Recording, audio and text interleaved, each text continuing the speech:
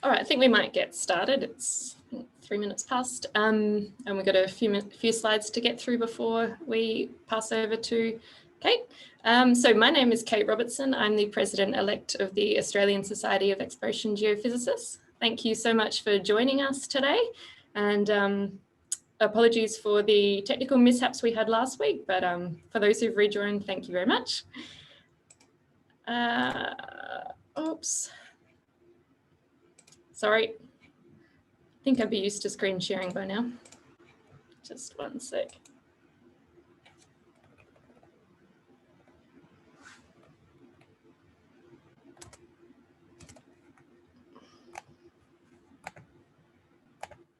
All right, cool, we're back. Is that all good, Kate? Can you nod if that's all right? Yep, sweet.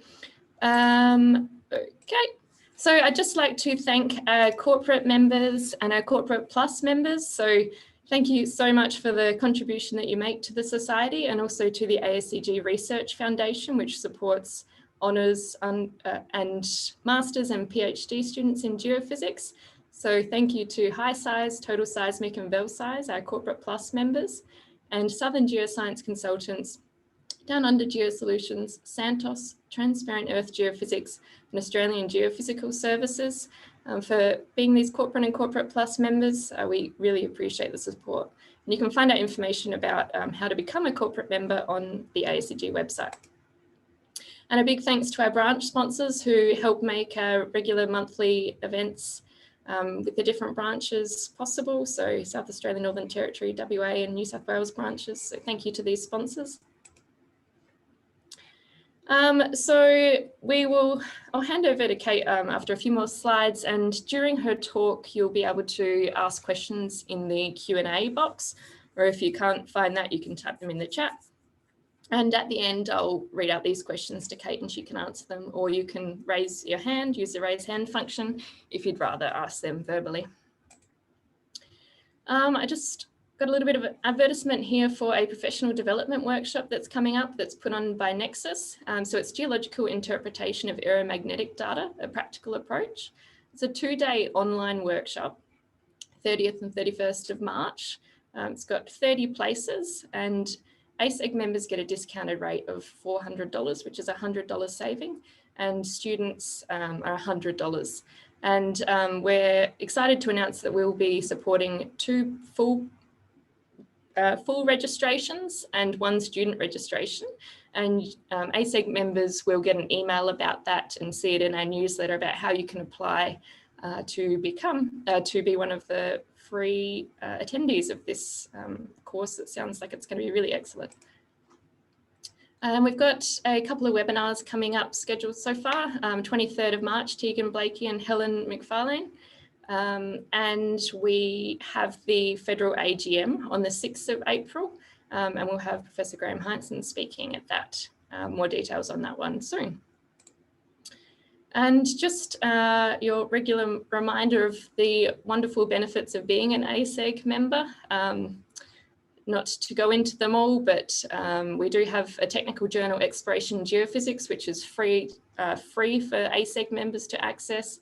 You get a copy of preview posted out to you. The AEGC conference, which is coming up in September in Brisbane, you get hugely discounted rates to that. And technical and networking events, our wine offer, which is something that we all look forward to each year. And students are free to sign up, so no reason not to join for students, and half price for retirees and recent graduates. Conditions apply for that, but see our website. And I'll put the links to all our social media in the chat if you want to follow us and find out news, events, etc. And so Kate will be talking today on exploring for minerals, not anomalies, developing quantitative interpretations of MT models.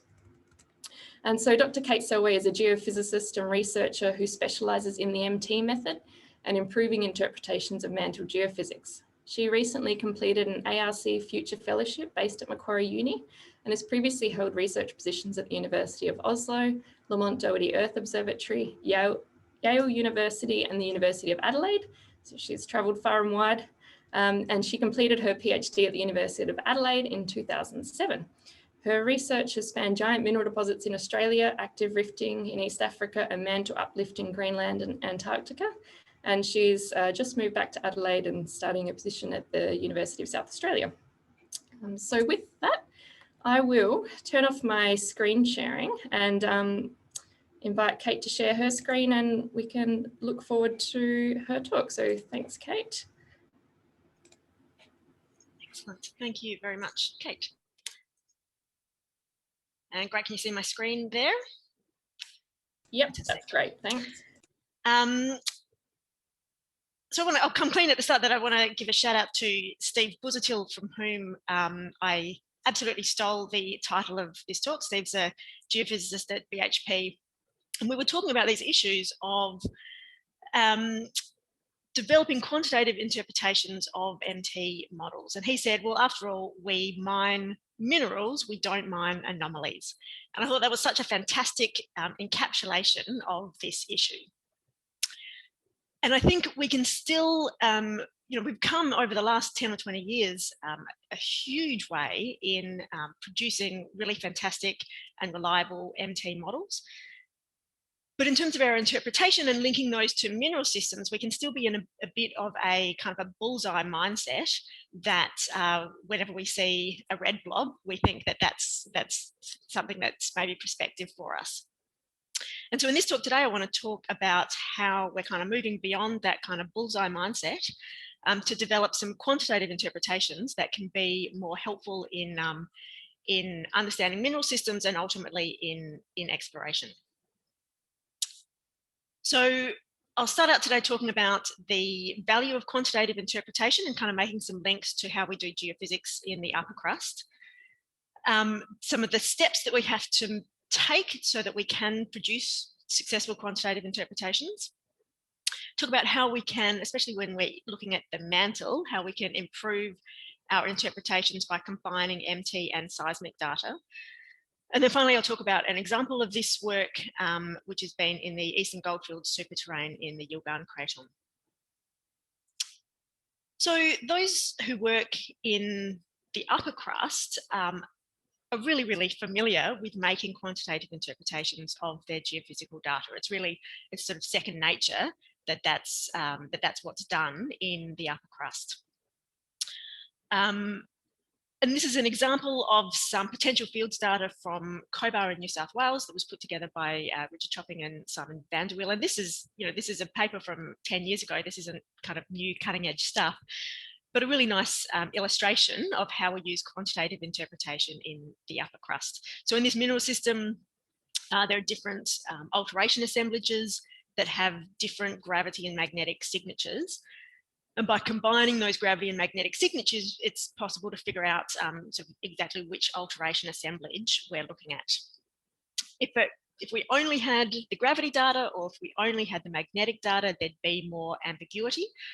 But by combining them, we can really tie down, or the authors could really tie down exactly what mineral assemblage was being looked at.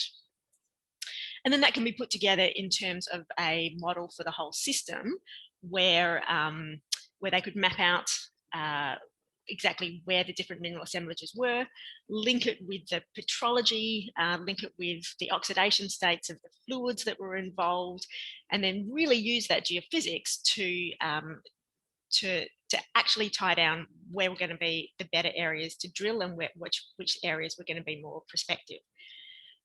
And again, I think most exploration geophysics happens in the upper crust, and these kinds of interpretations are things that we're all very familiar with. In terms of, if we have a gravity anomaly, it's very natural that we think about the minerals that we know are dense and the rocks that gravity anomaly is likely to represent. And Richard and Simon in this paper put this together really nicely with this statement that the link between mineralogy, physical properties, and geophysical responses is the key to mapping the signatures of ore deposits using geophysics. And I couldn't agree more. The geophysics itself will only give us an anomaly, but we really need to link that to what are the rocks that are going to produce that anomaly, and what's the significance of those rocks in the mineral system if we're going to have the maximum use out of that geophysics for exploration. So I think, as I said, we're all very kind of second nature to how we interpret geophysics in the upper crust. But obviously now a lot of exploration models are moving to greater depths, moving into the lower crust and into the lithospheric mantle. And in many ways, we're still yet to make those links in that deeper geophysics.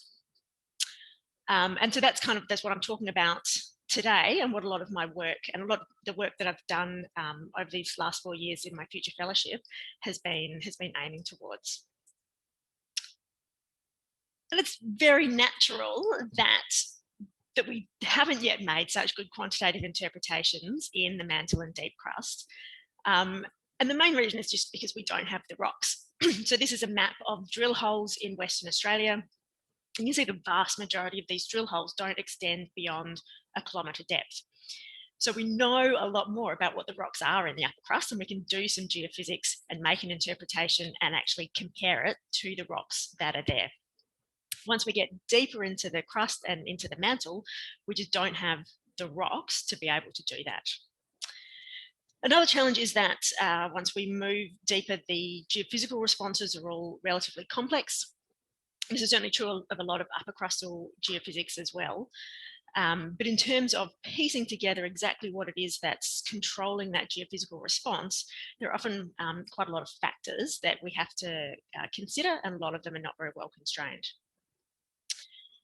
And we have more challenging petrophysical experiments as well. I recall as a vacation work student, as an undergrad, being sent out to the core library here in Adelaide and doing magsus and density measurements on core samples. You know, it's pretty straightforward. It's something you can get an undergrad to do. Once we move to the petrophysical experiments that we need for the mantle, it requires extremely specialised equipment and specialised laboratories, and they're much more challenging to carry out. So with that in mind, I just wanted to talk through what the steps are that we have to take to be able to make a quantitative interpretation of deeper geophysical data. And it really starts with a theoretical idea.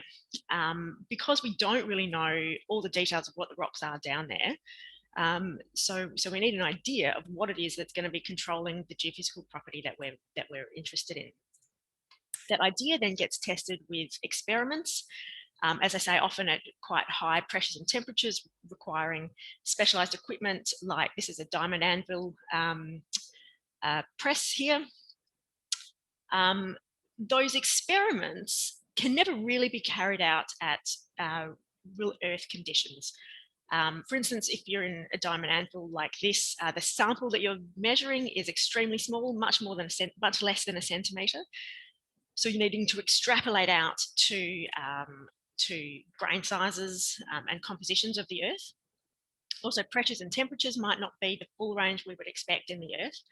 And even things like the frequencies of measurements might be different from what's in the earth as well.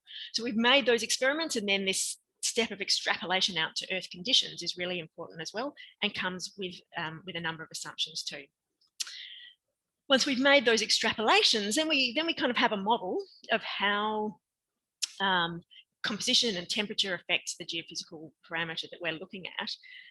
And a really key step is then being able to calibrate that model against the real earth. And this is one of the steps that's much more challenging in the deep earth than in the shallow earth, because again, we just don't have the access to the rocks so easily. And then once we go through that process, that can kind of lead to some more ideas. Maybe we haven't understood everything about what's controlling this parameter, and the process continues. So to illustrate this, I'm going to talk about a case study of olivine conductivity, and in particular, the role of hydrogen in controlling the conductivity of olivine in the mantle. So this started out really with an idea.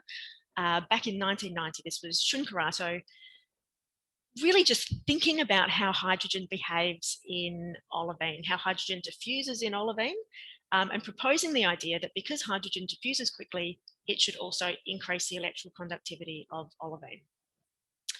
It took all the way until 2006, so we're now 16 years after that idea was proposed, before there were any experiments carried out on that. Then famously in 2006, there was one issue of Nature with these first two experiments that both agreed that hydrogen does strongly affect olivine conductivity, but with different magnitudes. And since then, there have been a lot more experiments addressing that the magnitude of that effect. Each of those experiments were extrapolated. So each of those experiments were done at a smaller range of compositions, a smaller range of temperatures. They were then extrapolated out to Earth conditions. And they all used different assumptions for those extrapolations. So then in 2014, there was this paper suggesting, we had by that stage a bunch of different models here on the left of how the hydrogen content in olivine relates to its conductivity. And this paper suggested that some of those differences were really just due to the different ways that those original authors had extrapolated their data and how they considered their uncertainties and errors. And if we took all of that into account, then maybe there's not actually so much difference. So still here we are now in 2021, that we have a range of olivine conductivity models. Everybody agrees that hydrogen affects olivine conductivity, but there is still disagreement on exactly how much. And so then now we're at a stage where we can calibrate those models against what's going on in the real Earth and see if we can tie down some of those differences. So this is work that has been led by Sinan Özaydin, who's a PhD student working with me. And this is a paper that's currently in review with GRL. So if you're listening to this and you're reviewing it, please be kind to us. And so here we were looking at the Yilgarn Craton, which is a place where we have a lot of xenoliths. So although it's normally very hard to get actual samples of the mantle, really the Yilgarn is the best place to go to get those samples.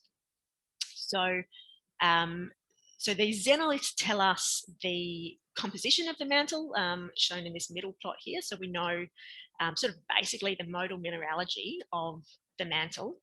We have a pretty good idea of its geotherm.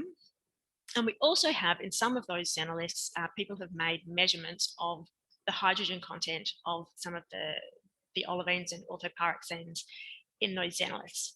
So then we can put those things together. We've got our MT models so there's also a big MT data set, the Samtex data set through the region. So we can model that MT data, use those experimental models to then calculate, well, what do we expect the water content would be from the MT, and compare it with the real rocks. And this is the result of that work. So again, we have the compositional data from the xenoliths here on the left. There's some uncertainty between what the geotherm really is. So Sinan's made calculations here at two slightly different geotherms. And here in these plots, we have 3 of these different olivine conductivity models. So he's taken the MT data that we have, and from that looked at the conductivity and calculated, okay, from these different models, what would they suggest that the water content of the lithospheric mantle is? So that's in the pink and the blue and the green in these plots. And that's compared in the black circles with the water measurements made from the xenoliths. And there's quite a lot of detail that we can pull out of here. A couple of kind of broad points is that, so in general, this green model, the Wang model, doesn't match the actual water contents of the xenoliths very well. And there are other models that we haven't shown here that absolutely don't match at all. So that's maybe a message that we can trust some of these models more than others. But also it tells us that in general, actually we're doing pretty well. When we consider the mineral compositions that we know the mantle has here, the geotherm that we know the mantle has, and these water contents, we're actually doing pretty well with the MT. Our interpretations we would make from the MT line up pretty well with what the mantle actually looks like. It's also in the context of these other nuances of exactly which models this tells us to trust a little more and a little less. So these calibrations are really important. And also going through this process of producing these quantitative interpretations. And so Sinan's also developed some tools to be able to produce these quantitative interpretations that I'll talk about momentarily. But going through this process also raises some fresh ideas of new things that we do need to test. So although there's been in MT this big focus on these hydrogen conductivity models, in actually making these calculations, there are other factors that are also really important. Things like hydrogen partitioning between the mantle minerals, the maximum hydrogen solubility, the geometries of rocks, a few different issues that now can feed back into new experiments to help improve these interpretations. So I said, I guess to carry out these quantitative interpretations, we need tools to be able to do so. And so this is another fantastic piece of work that Sinan has headed up.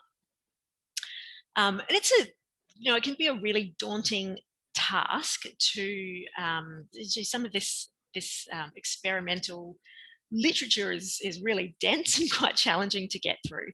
So if you're just an ordinary MT practitioner and you want to interpret your model, it's I think actually too big an ask to go through all of this literature and understand it all and pull it together into a quantitative interpretation for your model. So fortunately, Sinan has done that for the rest of us.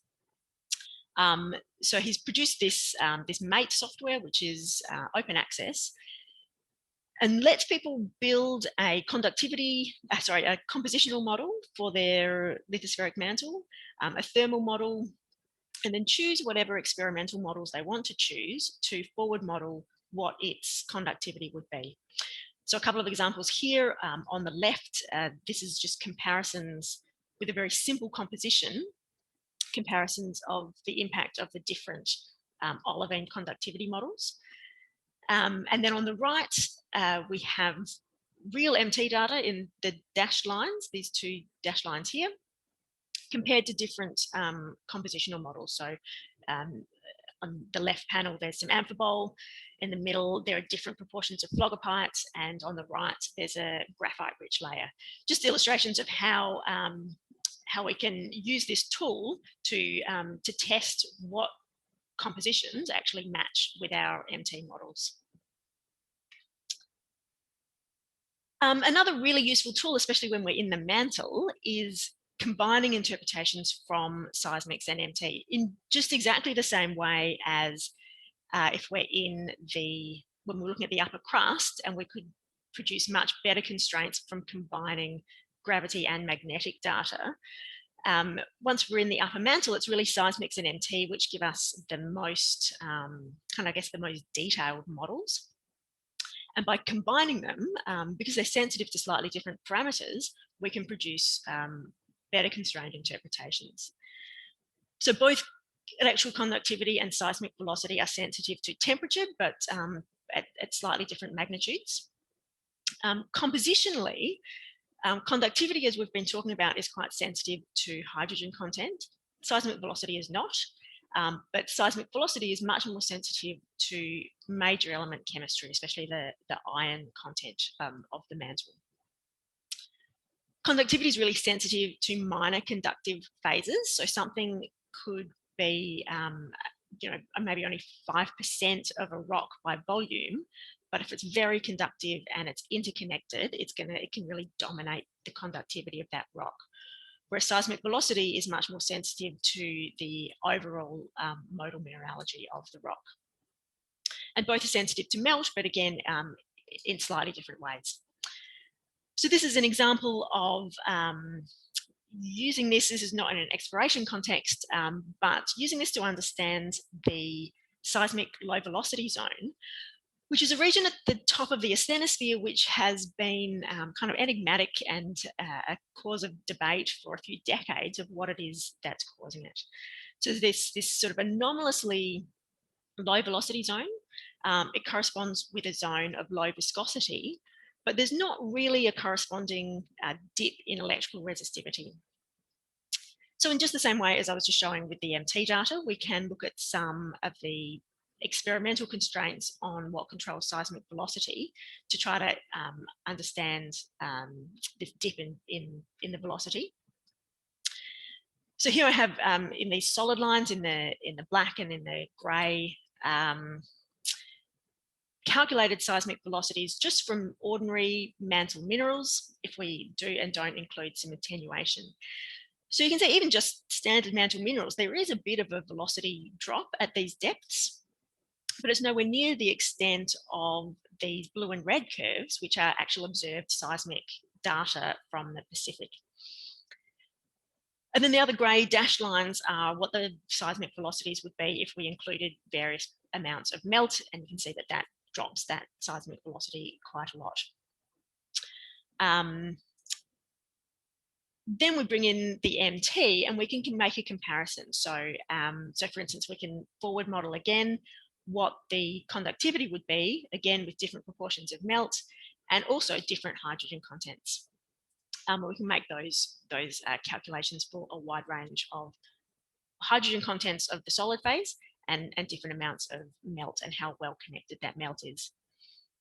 And putting that all together, let us produce this model that we can see that where the low velocity zone is, the seismic data tell us that there really has to be some partial melt in those rocks.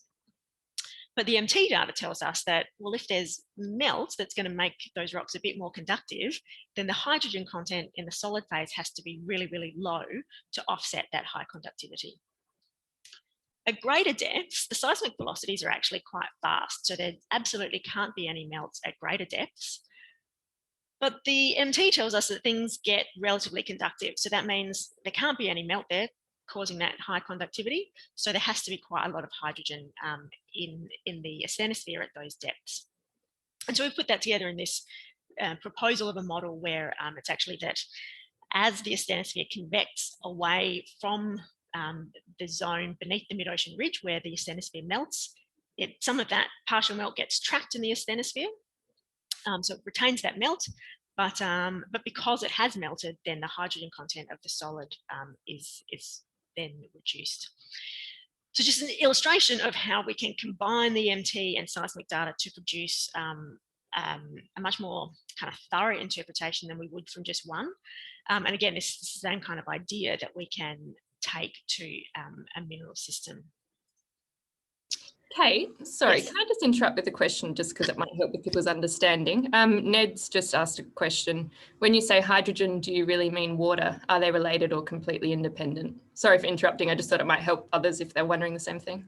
Yeah, good question. So, so very confusingly, the terms hydrogen and water get used totally interchangeably when talking about conductivity in olivine. And also confusingly, what's actually in the olivine is probably neither hydrogen nor water. So it's most commonly an OH molecule. And it's really just the way the experimentalists do the mass balance calculations that they refer to it as water. Then also because it's, yeah, so I guess, yeah, they're referred to as the same thing. In reality, they're obviously not the same thing. And in reality, it's most commonly an OH molecule, but it also can be an actual hydrogen molecule within that olivine, or it could be an it could be a hydrogen ion or a hydrogen molecule. It's very rarely going to be actually water because water itself is going to be quite stable. So I'm not sure if that clears it up at all. It's just really confusing terminology used by the experimentalists. So yeah, so moving on to I guess an application of this work in the Eastern Goldfields Superterrane in the Yilgarn Craton. So this is some work that I've been doing with Mike Dentith from the University of Western Australia and with the Geological Survey of Western Australia, who've helped fund this as part of their exploration incentive scheme. And we were focusing on this region really because it's extremely heavily mineralized. It's one of the most heavily mineralized regions on the planet. And, you know, within Australia, we're doing all of this just unbelievably fantastic MT work. So programs like AusLAMP, just collecting absolutely world-class, world-beating really, MT data sets with a strong motivation to improve exploration in greenfields and undercover and greenfields regions. So here we have a region in the Eastern Goldfields where we know that there's a lot of mineralisation. So it's really valuable to understand what the mantle scale signature is of that known mineralisation, so that then when we're looking at our AusLAMP models in places where we have no idea what the outcropping rocks are, we have an understanding of what a giant mineralising system does look like. We also hope it will support further exploration within the Yilgarn itself. And I guess importantly, the mineral systems that are there are mineral systems that have a mantle component to them. So not every type of mineral deposit is going to benefit from a lithospheric scale geophysical approach, but these systems we do expect to have a mantle signature. The model for the gold mineralisation, especially, so it's especially gold and nickel mineralisation in this region, but for the gold mineralisation, the model is that there is the upper mantle has been fertilised, and that is where the gold has initially come from. And this is thought to have been a really extensive fertilisation event. So you can see this gold, these gold deposits are really extremely spatially extensive, and a lot of them are related genetically and temporally. So there's the idea that this upper mantle fertilisation event was extremely extensive spatially. That gold and the fertility in the mantle then had to be remobilised, and an event then brought it up to the crust, and that this was likely to happen along lithospheric scale structures. So our survey region is here. So you can see we cross from this really heavy mineralisation in the Eastern Goldfields Superterrane to the much less mineralised Yuanmi, and between them is what is thought to be a lithospheric scale model, a lithospheric scale structure that we can see here in some of the isotopic data between these older and younger isotopic ages in the kind of yellows and greens versus the blues and purples. So, so this is a lithospheric scale MT model. This was long period data, so we're really focusing on the deeper crust and the upper mantle. And I'm going to move straight into some of the model slices. So here we have slices from 10 through to 150 kilometres. As I said, this survey was designed to be looking at deeper features. So the station spacing is variable, but is normally a few tens of kilometres. So this 10-kilometre depth slice, you can see some conductors there, mainly in the eastern part of the model. At this stage, I would say that I think there's probably something that's conductive there, but this model isn't going to be one that constrains exactly where those conductors are very well, simply because our stations are too widely spaced. There is a broadband survey that is following up this long period survey, and that's going to do much better at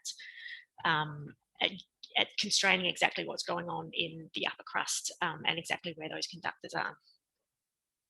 But once we move to the mid and lower crust, you can still see that that there are a few conductors there extending from, say, 20 to 40 kilometres depth, and those ones I'd be more confident that they're real and they're pretty well located. Those strong conductors tend to be within the eastern part of the model in the Eastern Goldfields Superterrane. But things get more interesting when we get to sort of 100, 150 kilometres depth, where there's this quite marked difference in conductivity between higher conductivities in the western part of the model and lower conductivities in the eastern part of the model. So the lithospheric mantle beneath the Yuanmi is more conductive than the lithospheric mantle beneath the Eastern Goldfields. And this is really the dominant, most robust feature in these models. So this ability to use, especially using this MATE tool to produce these quantitative interpretations, then lets us delve into this a little bit and think about what could actually be causing this difference in conductivity in the lithospheric mantle. So here I've taken a resistivity depth profile beneath the Eastern Goldfields in the more resistive part of the mantle. And so that resistivity depth profile is the sort of purplish dashed line. And I'm comparing it just with a very simple compositional model. There's 100 ppm water, or you call it OH or H2O within the olivine. So I guess this is an explanation of why it's called water, because it's calculated as a ppm. So that ppm is calculated with a water molecule, even though, as I say, in reality, it's not actually a water molecule in that olivine, confusingly. But regardless, so those forward calculations are in the blue lines. And you can see there's a difference. I've also made these calculations with two slightly different mantle compositions, a more depleted Harzbergite and a slightly less depleted Wurzelite. Either way, those forward calculations don't match the MT model, but they're also not kind of a million miles away. I'd also make the point here that the depth range that I'm most interested in is really this kind of 100 to 150 kilometre depth range. Very often in MT models, we see that the crust tends to be a little bit more conductive than the uppermost mantle. And MT is not great at resolving high resistivities. So this depth range from the base of the crust through to maybe 80 kilometres, it depends, could actually be much more resistive than what we're seeing in the model, and we just can't resolve that. So it's really when the mantle starts to become a little bit more conductive that's best resolved. So here I'm more interested in that depth range, maybe 80, 100 kilometres downwards. And in this model, we start to lose resolution at about 180 kilometres. So this is just a comparison, as I say, with these very simple forward models. But we can also run some tests with some slightly more complex models. So here, rather than just imposing that water content, I'm actually inverting for what would the water content of the mantle have to be to match our MT data. And this also illustrates the importance of the different experimental constraints. So I've run this with kind of two different kind of groups of models. In the red, I'm giving myself kind of the most possibility to have high conductivity that I can reasonably have. So I'm using a model. So I'll start. I'm using a conductivity model of Gardez, which is a little bit more conductive. But also, like, we know that hydrogen makes the minerals more conductive, but we can't just keep shoving hydrogen in the minerals until it's as conductive as we want to. There's a maximum solubility of hydrogen within those minerals. That maximum solubility is also constrained by experiments, and those experiments also disagree quite a lot as well. So in this red curve, I've used a maximum solubility from this Yang et al. Paper, which allows us to put lots of hydrogen in our olivine and orthopyroxene. So you can see with that, we get relatively close to the MT model, especially if we have a slightly more fertile composition. In the blue curve, I've used different experimental constraints that don't allow so much hydrogen to go into the olivine, and also don't make that hydrogen have such a big effect on the olivine conductivity. And that's then with our maximum solubility, we can still see that's a lot more resistive. So again, kind of illustrating the point that these tools allow us to kind of calibrate those models and allow us to tell the experimentalists what we really need them to improve their experiments of, and the data that we really need from them. But regardless, so here in the Eastern Goldfields, there are these uncertainties, but we can get pretty close to the MT observations with just a pretty standard mantle composition with some hydrogen in it.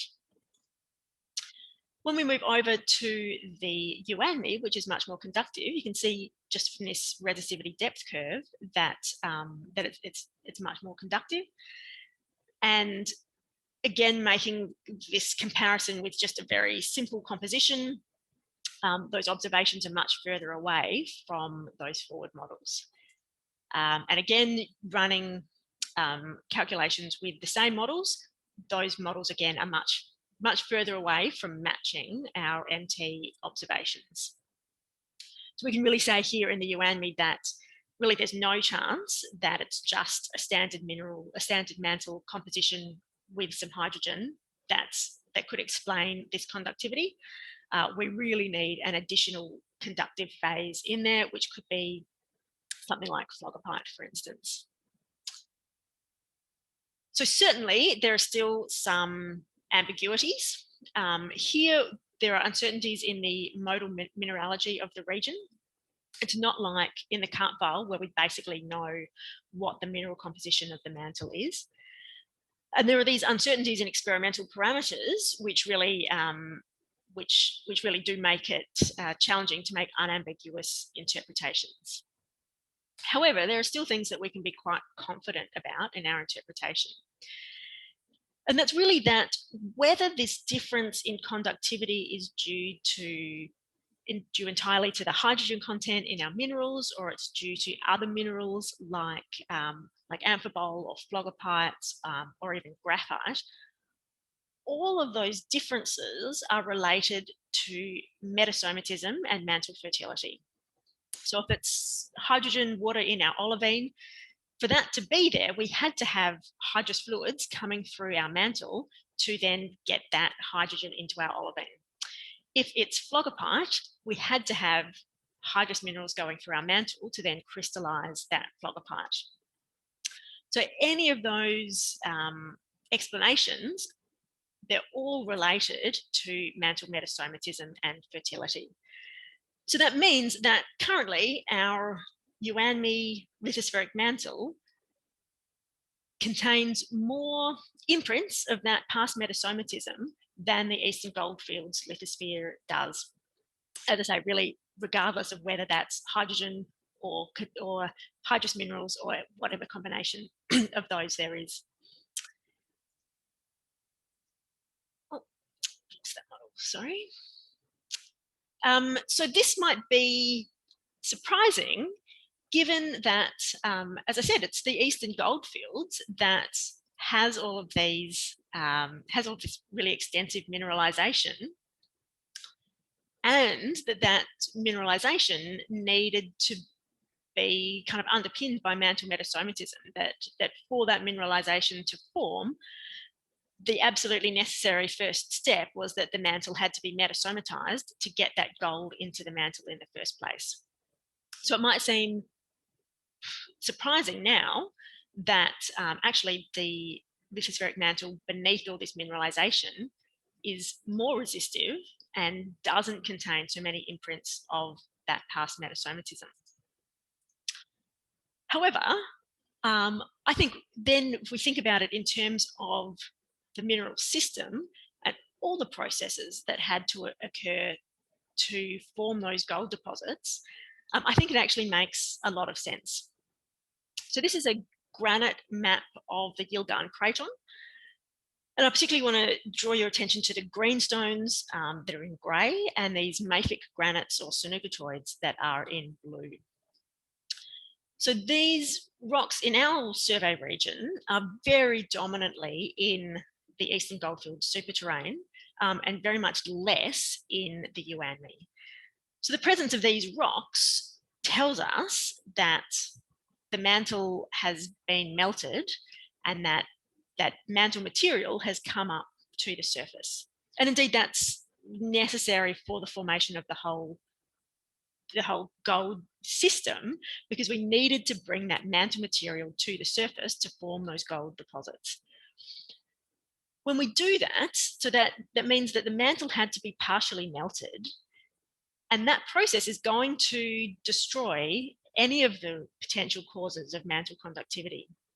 So if you've got olivine with a lot of hydrogen in it and you heat it up, then that hydrogen is going to diffuse out of your olivine and go into your melt. If you've got hydrous minerals like phlogopite or amphibole, you heat it up, those minerals are going to be among the first that melt and leave the system and go up to the crust in the melt. So that process of melting the mantle is going to increase its resistivity. So I think it makes a lot of sense that in this region in the Eastern Goldfields, where the melting of the mantle is what produced those gold deposits, that as that happened, it also increased the resistivity of the lithospheric mantle. So I think, we can, again, kind of, I guess, in this bullseye mindset, we can think that, mineral deposits require mantle fertility. Well, they did require mantle fertility, but they also require that mantle fertility has now come up to the crust and formed those deposits. So it's not necessarily the conductor that is now indicative of mineralization. It's the fact that there was previously a conductor in the mantle and it's now become resistive. So it could be possible, at least in this scenario, that the adjacent high conductivity in the Yuanmi might be representative of this original regional metasomatism, and that's still there because it didn't come up to the surface to form mineral deposits in the Yuanmi. Very briefly talking about the nickel mineralization. If you can see it, the little sort of magenta stars are the nickel deposits. There's not a lot of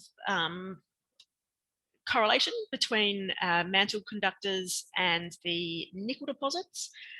And here, actually, I think that makes quite a lot of sense as well.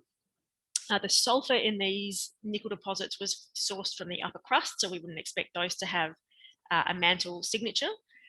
And the komatiites that host the nickel are not anything that's going to produce a strong conductive response as well. They contain a little bit of water, so stalled komatiites might produce a mild mantle conductor, but at least in this situation, we don't see a strong correlation with the nickel deposits, and I think that that's not necessarily terribly surprising. Very briefly, looking at some of these crustal features, and as I said, the upper crust and really everything in the crust, we're going to get much better constraints from this broadband survey. But focusing on some of these features that extend from the mid to lower crust.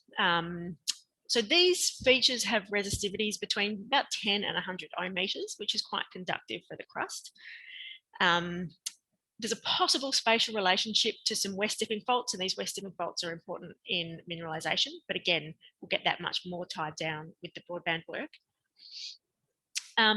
But these conductivities between about, these resistivities between about 10 and 100 ohm meters do actually mean that there's not many possible causes for these conductors. It's really massive sulfides and graphite that could cause these crustal conductors. This is work that's ongoing at the moment. So certainly if it's sulfides, we can calculate what the gravity signature of those sulfides would be and test whether that fits with our gravity observations.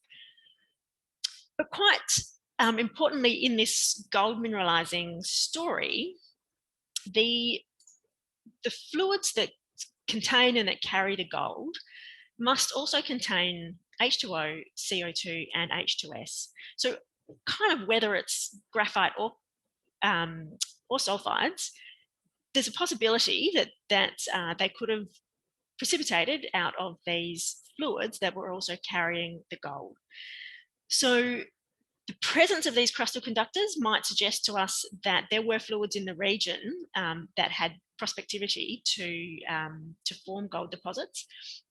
And I think it's certainly interesting that these crustal conductors are more in the Eastern Goldfields than in the Yuanmi. But where we have these conductors in the mid to lower crust, that tells us that those fluids must have precipitated out either graphite or sulfides at those depths. And once those have been precipitated out, then those fluids no longer have the composition to allow them to carry gold. So again, this is work that's in progress at the moment, and we're really wanting to tie this in with the results of, again, the broadband work to see how these conductors relate in detail to the deposit locations. But these crustal conductors could tell us that there were fluids of the right composition in the region, but that, again, the specific locations of those conductors might not really be a bullseye. The specific locations of those conductors might tell us that the fluids in those specific locations maybe dropped all their gold out in the mid crust and are not going to be prospective in the upper crust. So a brief summary of that. So within the Eastern Goldfields, at least in this region, the mantle conductors certainly indicate that there's been past metasomatism, but I think it makes sense that the deposits themselves should be underlain by more resistive mantle. And these crustal conductors indicate that there has been past movement of these metasomatic fluids that may have held gold, but they might indicate that that gold in those locations has been lost at depth. So this kind of interpretation is a lot more complex than just a bullseye model, but I think it's that same story as we saw in the upper crust, that by combining these deep geophysics with petrophysics and an understanding of the petrology and the geochemistry, it can be much more useful than a bullseye model. And to get better at this, we still need some more of those key experiments. And we need to collaborate closely with the experts in all of these other fields, the experimentalists, the geochemists, the petrologists, and the other geophysicists. But all this work is ultimately necessary if we're going to take full advantage of these amazing data sets like AusLAM and ultimately use them to improve our exploration success. So thank you. Great, thanks, Kate. And pop your questions in the Q&A if anyone has any. We have one question through so far, which I'll read out to you. So Subhash Chandra, sorry for the pronunciation, has asked, when you say combining seismic and MT, you meant joint inversion. How reliable, that's a question. How reliable have you found the seismic in this cratonic region? So I think,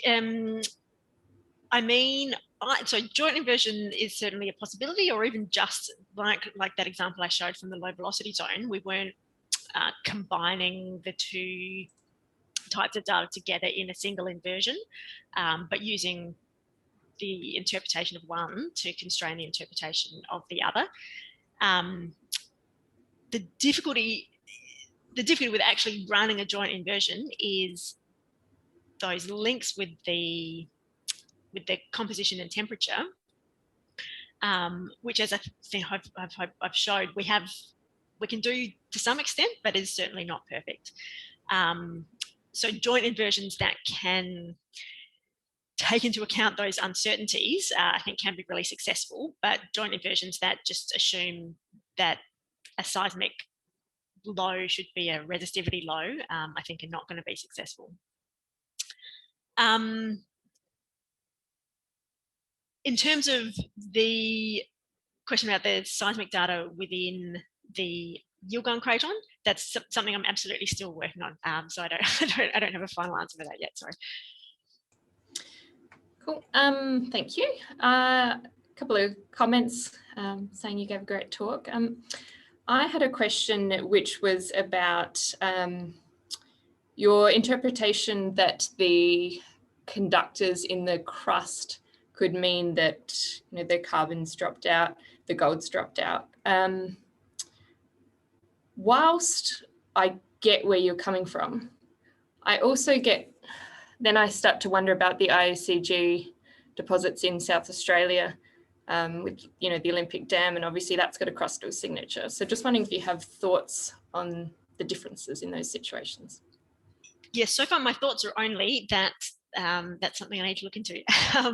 But really, so those, I think it's also important, like what happened with everything else in the mineral system, that those, say, the compositions of the fluids are going to be really unique to the different mineral systems. So I haven't done a detailed analysis. I hope to sometime soon, hopefully, to do a detailed analysis on the ASEG system. But it's not necessarily going to be the case that the specific compositions of those fluids have to be the same as the compositions of the fluids were in the gold mineralisation in the Eastern Goldfields. So I think it's, I think that's where it's important to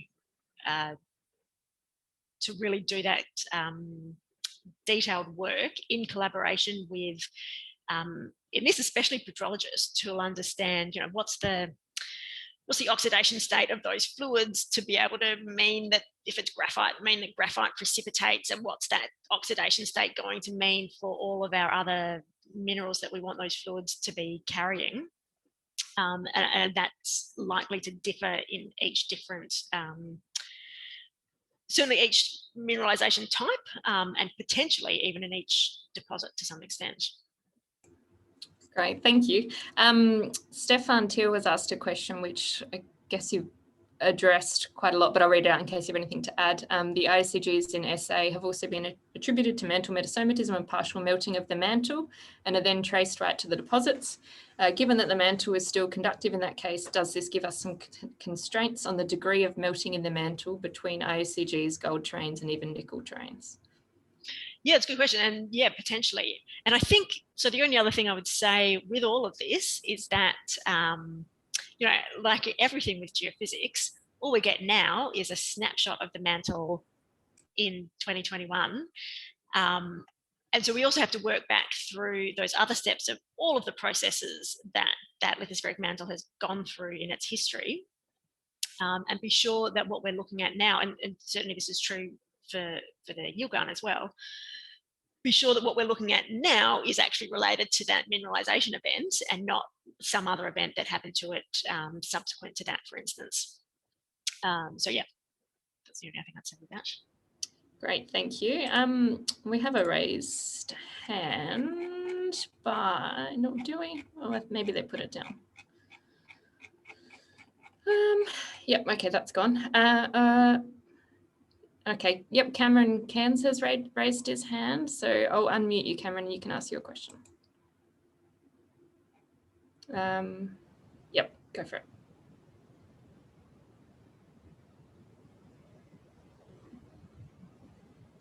Can't hear you, Cameron.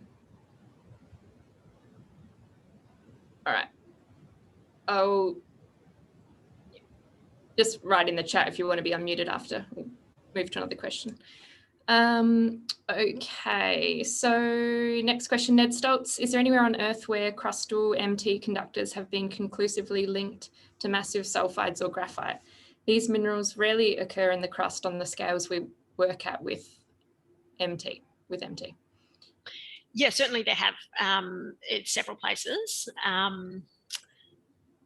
And so, yeah, several places where there've been outcropping, especially graphite, for instance, or both of them, in outcropping shear zones. And also in some drill holes, so particularly with the KTB drill hole, where some deeper rocks were analysed and found to have graphite films. Actually, that's been found in a number of lower crustal xenoliths from around the place that that even in hand sample, people wouldn't have looked at and thought that they contained any graphite, and they're certainly not kind of massive graphite deposits. But these can be extremely thin films of graphite, presumably formed in a similar way from carbon dioxide bearing fluids that have passed through those rocks and then precipitated out that graphite just based on the redox conditions. And I think there was a lot of work in the 90s, and in a lot of rocks that people looked at, they found these things, but there hasn't really been anything systematic since then. So I think that there probably is more graphite out there than what we would expect, and certainly from what we see in rocks that are sticking out at the surface. But there absolutely have been places where those correlations have been made as well. Cool, thanks, Kate. Another question from Sean Betak. Do you have to consider the smoothing imposed in MT inversions when doing quantitative inversions, as it can cause the true resistivity of a layer to not be reached until depths greater than the interface? Yeah, absolutely. And I think that not only the smoothing, but also just the inherent uncertainty in the absolute resistivities that we can measure is absolutely something that's very important to include in this kind of interpretation. Again, we've been doing some work with partly just trying to run a lot of tests on our models, and also running some probabilistic models, even just 1D probabilistic models, to get a better idea of those uncertainty bounds on our resistivities. What we're finding, and look, I guess like I said before, the strong, highly resistive zones are not well resolved by MT, but conductors are much better resolved. So what we're finding in a lot of those tests is that kind of actually the maximum conductivity is pretty well constrained, but the lower bound is very poorly constrained.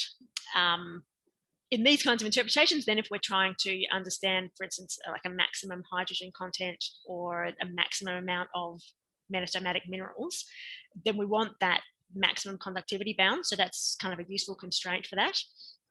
But absolutely, and I think with the emergence over the next few years of some more probabilistic inversions, it's going to help that analysis a lot. Yeah, great. Good answer. Okay, we have no more questions, but Cameron's still waving his hand around. Did you, you don't have a question, Cameron? Speak now, forever hold your peace. He's going to get a cover. Yeah, all good. Probably frantically trying to get his microphone working. All right, cool. So I think you've answered all your questions then. So thanks very much, Kate. That was a really great webinar. I think that'll be a reference for many. So yeah, we'll be able to find that on YouTube in the coming days, probably early next week. And yeah, thank you so much for presenting. Thank you. Thanks for having me. And thanks everyone for attending. Bye.